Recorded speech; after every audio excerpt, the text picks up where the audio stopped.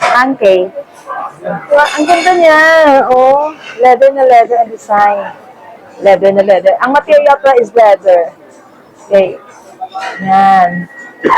Guys, ang dami niyang pwede ilagay dito. Kasi tingnan nyo ha. First na compartment. One. Diyan ko nilalagay mga makeups.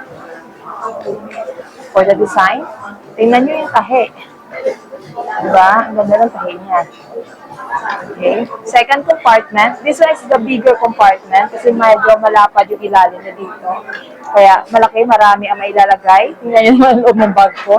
I have here power bank, yung mic, yung mga lalagayan ko ng ibang parts ng mga gadgets, my wallet.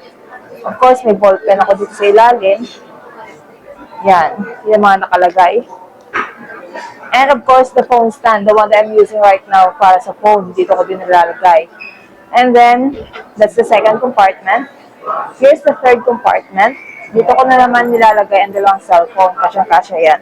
So, for example, ito yung cellphone. Dalawa sila. Yung isa yung gamit ko ngayon, pang video. Pang video, yan. And supply pa dito. Yan. So, 1, 2, 3. And the fourth compartment, dito.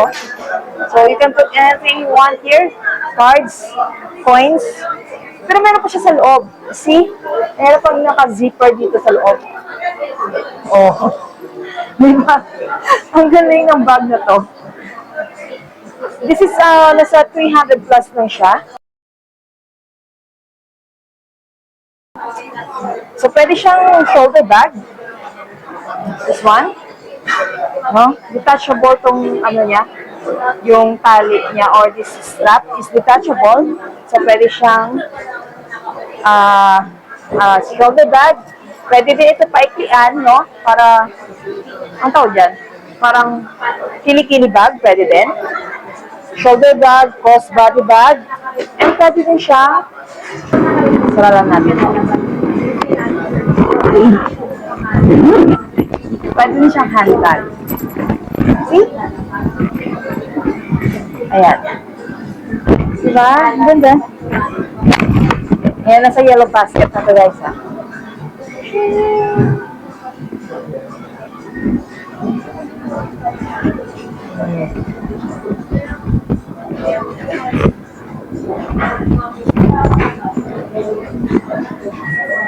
Ganda pala tayo. So, yun lang. Bye!